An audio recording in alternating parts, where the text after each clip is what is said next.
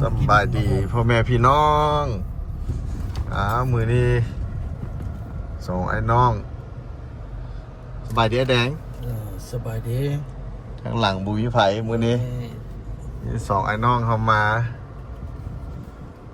หยามตุลีแบบหมอไฟฟันอยากกินลาบแป้งเหรอครับเลือดแป้งเลือดแป้งจ้ะว่าผิดเลือดแป้งเป็ดจะกินเลือดแป้งเป็ดเหรอสันโอ้บ่กินหม้อเลือดคนนี่จะกินเลือดแป้งเป็ดแล้วก็สิได้เฮ็ดฝันหมอให้เป็นจริงเลยนำมาหาหมออยู่พี่นี่นะราคา12ช่วงห้องมาแต่ใสมาแต่เวียงจันทร์นครหลวงเวียงจันทร์พุ่นเนาะมาราคา12นำมาหาหมออยู่ราคา12พี่เอามึงดูเลือดแป้งเป็ดหมอว่าจะฝันจะกินเลยความฝันหมอเป็นจริงเนาะ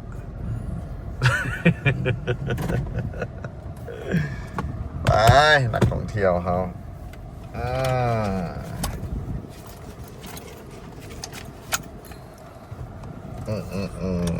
ท่องเที่ยว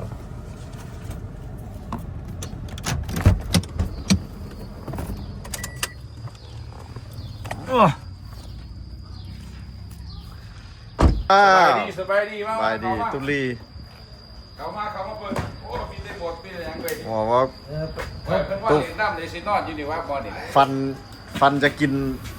เขามาอ้าวสบายดีมิสเตอร์แซบสบายดีเขามา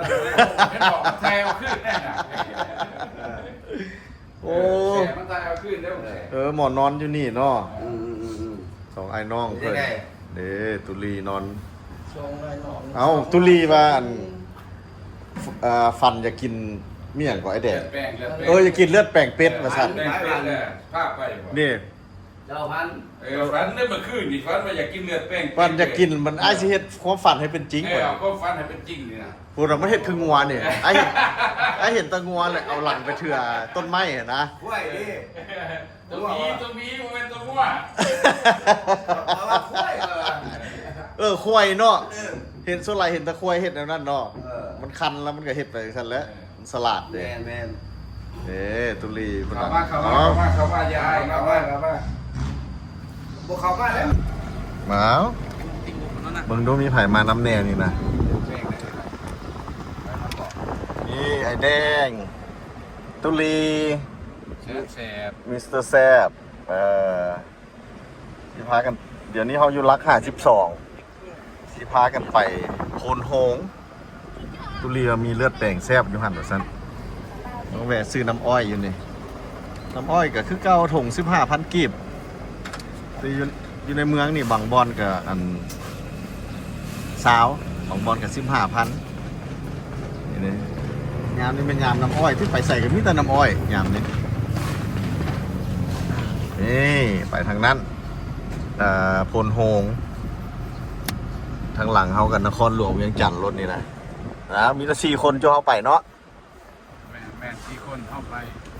ไม่ใช่ก็เป็น4 คนเนาะโอ้หูดน้ำกันบ่ได้เอาอมก็ได้สนะเอาค่อยอมละถามว่าจะกินน้ำอ้อยบอกมี4 คนเด้โอ้ยแซ่บขอบใจเด้อละใจดีไอ้แดงว่าบ่กินว่าซั่นบัดเอามาแล้วเพิ่นยักบัดนี้เฮาละดูดแล้วเอาคนเอามือ2เอาบ่ตั้งบ่กินไหนเจ้าเป็นเขาตั้งบ่กินเจ้าเป็นไอ้เนี่ยจะดูดมือ2บ่กันแซ่บคือกันนะมือ2เอาบ่นี่ก่อนสิไปสิเอาสิสั่งใหม่ให้โอเคเอาบัดนี้บนโฮมพุ่นแหละเฮา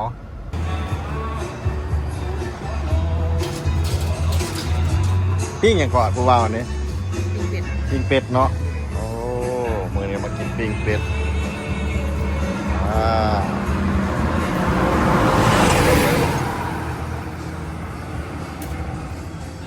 นี่ออกมาไก่หน่อยนึงโพนโฮงเขาอยู่นี่โพนโฮงเนาะโพนโฮงแล้วได้เขาอยู่นี่นะทางงามสะดวกสบายไปกับไฟพลังงานแสงอาทิตย์ทางโค้งเมื่อกี้นี่เขาโค้งมาบน1แม่นรถทางโค้งโพนโฮง หั่นปิ้งเป็ด เอานี่กินพันเป็ดน้ำกันนี่แซ่บได้ ตุลีหันอยู่รักหา12 มันนั่งเล่นอยู่บนห้อง เดี๋ยวเฮามากินอยู่พนโฮงเพิ่นได้นี่ปิ้งเป็ดเนี่ยนะ กับพวกไก่ดอกจากราคาที่รองกินมา10 นาที โอ้ ใจมันแซ่บบ อลกินไก่แซ่บนี่เด้แซ่บบ่ล่ะนี่นะนี่เด้อันนี้นี่มันเหมือนพันเป็ดว่ะหรือว่ามันจังได๋ตุลี พันเป็ด ปิ้นพังเป็ดว่ะปิ้งนี่แปลว่ามีพันมีอันข้าวปุ้นแล้วก็มีลาบมีแต่2คนเพิ่นนี้กินนี่ ยังอีกจานหนึ่ง โอ้ยได้อีกจานหนึ่งเลย พอปล่อย2 จานคนเดียว ตุลีเบิ้ล2เลยตุลี 2 จานคนเดียว อ้าว ปล่อยหู้คนมาสิพ่อจานหนึ่ง โอ้โหเอาให้หมอกินไอ้ผู้นี้พี่ โอเค 2เอา ถึงไม่ถึงยัง แซ่บตัว มันไผ่สั่งเรามา บูได้สั่งผิดคนที่ เอาที่สั่ง เขาไม่ให้ยังดอกไม้ ตัวเองสั่งคือหมอนี่ ไม่ได้สั่ง โบสั่งให้จับเข้าโตะ นี่ยิ้มกับกระดาษใช้อะไรเนี่ยกิน นั่นแหละตุลีนี่คือได้หมอตุลี โอ้กินก็กินเจ้าเส้นยังกิน นี่ โอ้ กินไอ้บงบุญโน่นนี่นะ เลือดแป้งเลย แล้วหมอหาไอ้ฟังเนี่ยมันเป็นอะไร แซ่บแซ่บแซ่บ มันคำของหมอเนาะ โอ้คัก ใส่ เบื้องนี้นี่เห็นบ่เนี่ยเจ็บ เอ้ยยาโอ้บ้าคำบักใหญ่ ค่อย โอ้ยโย่เนี่ยข้าวเหนียวมา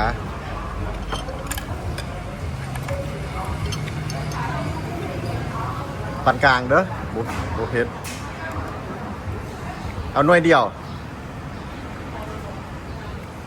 โอเคข้าวเหนียวฮ้อนๆ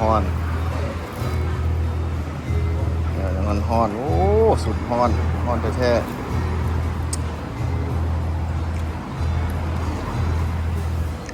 ตุลีคือสิหมักเว้ยคุณน่ะโอ้ เอาไว้รอ มีฮดหน่ออีกหน่อนี่มาคุยกับอย่างหน่อนี่นะ เอาไว้รอ มีฮดหน่อไอแดงนี่เป็นยังไง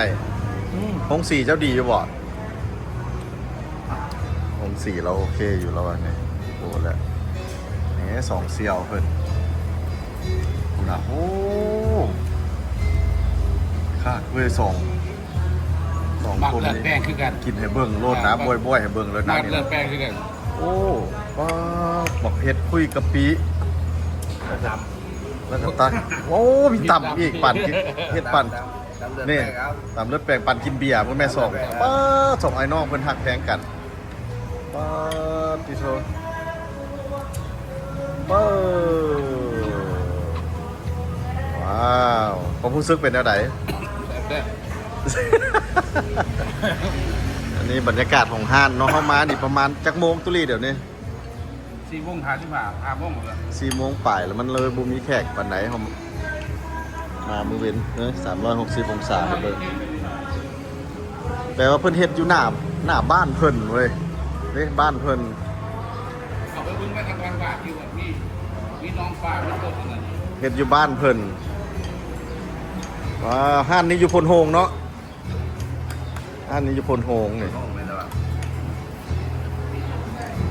เพิ่นครัวกินอยู่บ้านเพิ่นเลยนี่เด้หน้าบ้านเพิ่นว่าอยู่ห้านปิ้งอยู่นอกให้ลูกค้าเห็นเดี๋ยวเข้ามากินอยู่นี่เดี๋ยวตับมะฮุงกำลังมาว่าซั่นซอกบอลไว้ตับมะฮุงอันนี้น้ำไม้เนี่ยมากินกับหยัง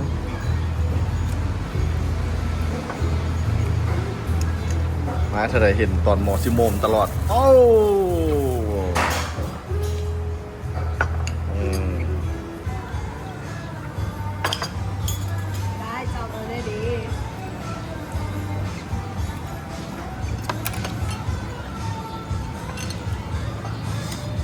ำบักหุ่งไอ้แดงท่าดิ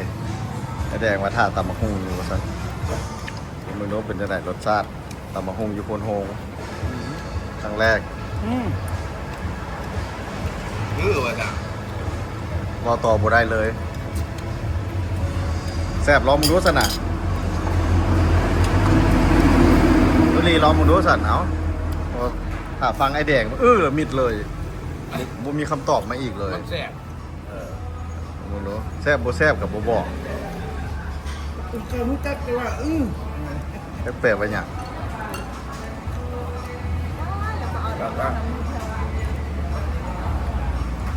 ได้ปะ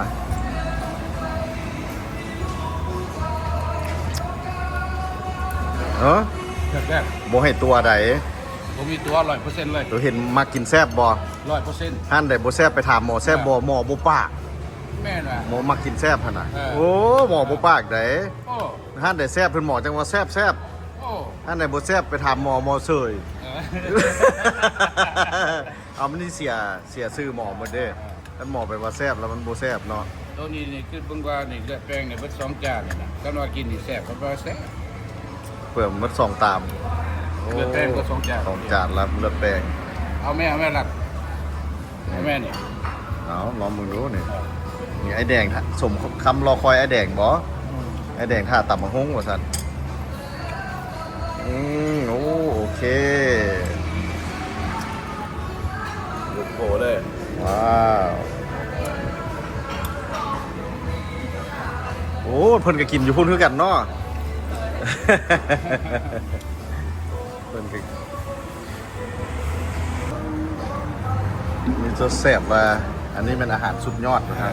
อันน้องใหม่ครับแก้วกะปิ หน้ำไม้ฮ้อน สุดยอดบ่ได้ ๆซุยใส่แจวกะปิ อีเอาจังซี่ดิ เขาก็ นี่แก้วกะปิ เขาก็ลองเบิ่งก็แซ่บให้หมออีหลีไอ้แดงก็มักเพราะไอ้แดงอีกคุณโอ้เผ็ดไอ้เผ็ดโอ้เผ็ดเว้ยเผ็ดโอ้โนโอ้แมนว้าวอาหารต่ำนี่ก็แซ่บตัวนี้อาหารสุดยอดแซ่บป่ะอันนั้นเด้ลาบทันเด้ดัดแปลงหมอใส่หมักนาวเว้ย ยังคักแค่กับ หมักนาวแล้วก็มือหนึ่งคุยกะปิกับหมักเพชรเป้า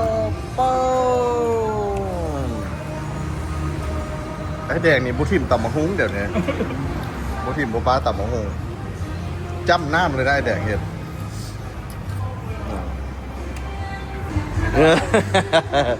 โอ้ฮู้ซึกว่าเมี่ยงกับเกี้ยงแสะเว้ยมึงดูปิ้งเป็ดหายไปใส่เมด เปิดเลย ปิ้งเป็ดมาอยู่ท้องพี่อยู่ท้องไอ้แดง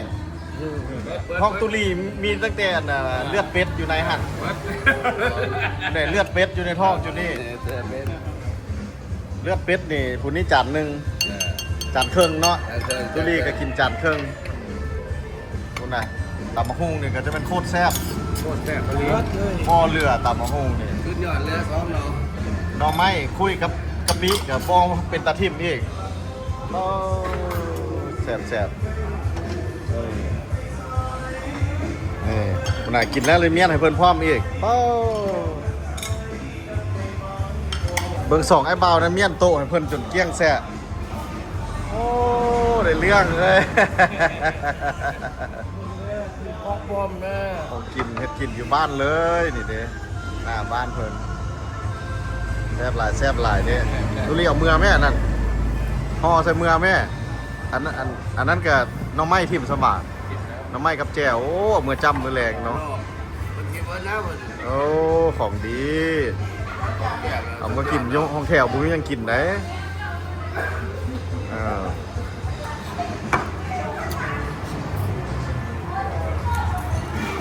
หั่นแซ่บหลายน้องชายหั่นปิ้งเป็ดแซ่บหลายคนโฮง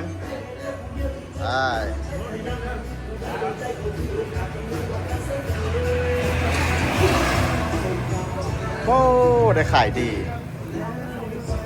เป็ดแซ่บนี่เป็ดแซ่บไอ้บัดนี้จูเฮามาท่องเที่ยวโถ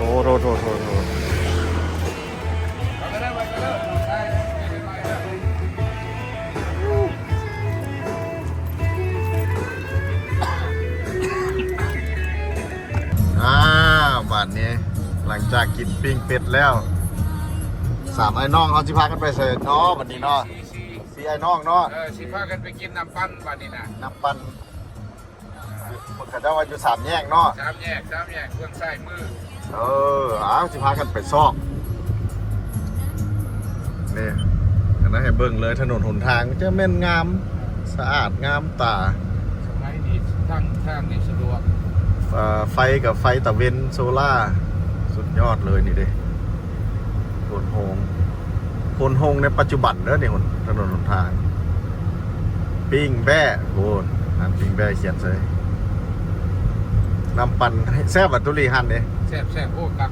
ฮะ ทุเรียนโอ้คักขนาด แม่นว่ะ โอ้ เอาผงทุเรียนที่รถอีกเลย เบิร์ด เออ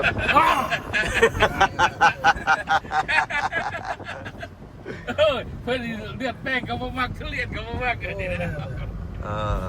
เขาจะลองไปเบิ่งดูหมอมามีน้ำปั่นแซ่บว่าซั่น น้ำปั้นแซ่บ นี่เส้นทางเขาตอนนี้ก็ประมาณ5:44ตอนแรก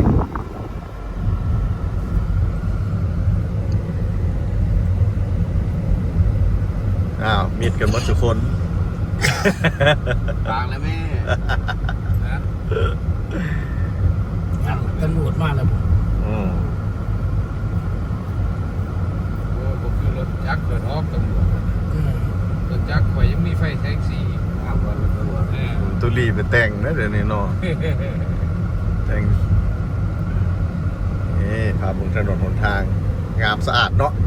ขี้เหงื่อบ่มีเลยนะ สะดวกถ้าเป็นเฮ็ดดีหลาย นี่เบตงใส่เบตงนี่แปลว่ากุ้มมะกะไหลนะกุ้มมะกะไหลปีรถ สมัยนี้ทางดี เออ ไปมาสะดวก อันนั้นบ่มันจัดไรวะหั่นน่ะนี่ทางออกไปหั่นดิ โอ้แม่น่ะ โอ้จัดไรทางออกไปหั่นละบ่งอก็อยู่ใกล้ๆหั่นดิ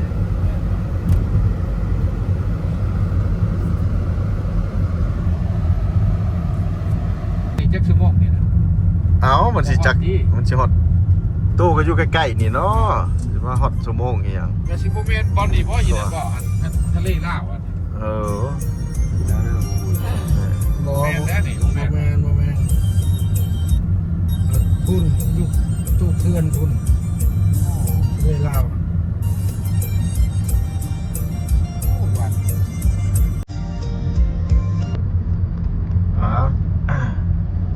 ทางขึ้นวานี่เพิ่นนั่นละเด้อเดี๋ยวนี้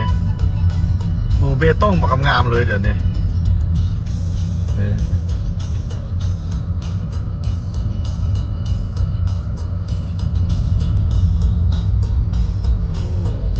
แต่เอามาขำโคตรนี่นะ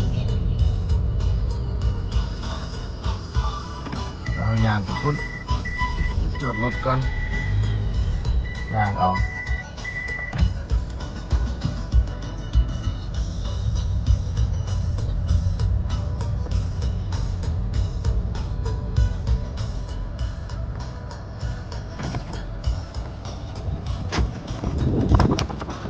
ยางเล่นก่อนตะเวนสตกดิน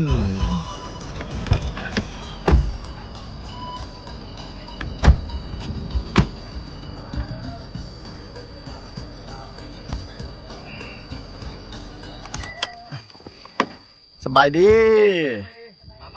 โอ้จะเป็นมีความสุขกันเนาะ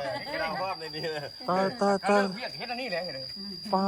สวรรค์สันฟ้าจะเบิ่งดูนี่นะคุณนะปิ้งเป็ดมีความสุข โอ้พี่จอกข้างในเอาอยู่วะ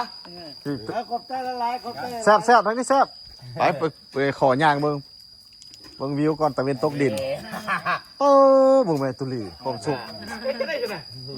เอาเลิกการมากกับนิ้วนี้ ความสุขบ้านเฮาจะเบิ่งแม่เขาจะมีความสุขขนาดใดปิ้งพุ่นนะพุ่นนะนี่สุดยอดอิจฉาเด้เนาะไปเฮ้กำลังงามตะเวนกำลังสิตกดิน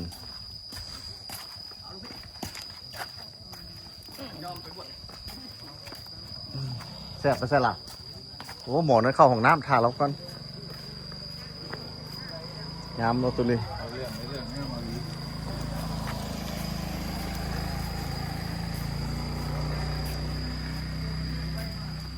ยอดเอ้ยพูนอะแดงย่างไปใส่แล้วอะแดงย่างไปใส่ไปเบิ่งวิว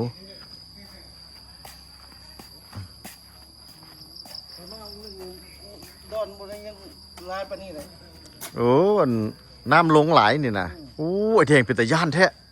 บ่งสูงดูดิ 3 ชั่วโมงก็ขี่เรือไปนะ โอ้ ป้าจะเบิ่งป้ายบ่บักสูง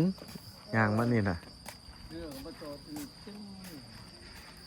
ยามนั้นมันก็ออกแล้วบัด น้ำแห้งหลาย พุ่นบนผ่านไปพุ่นหอดบนอันนั้นเขาขายเครื่องของ โอ้ตอนนี้ต้องได้ตั้งเสาดีๆได้เป็นตะย่านเนาะต้องได้ตั้งดีๆดีๆแล้วนี่นะติโทว้าวตุลี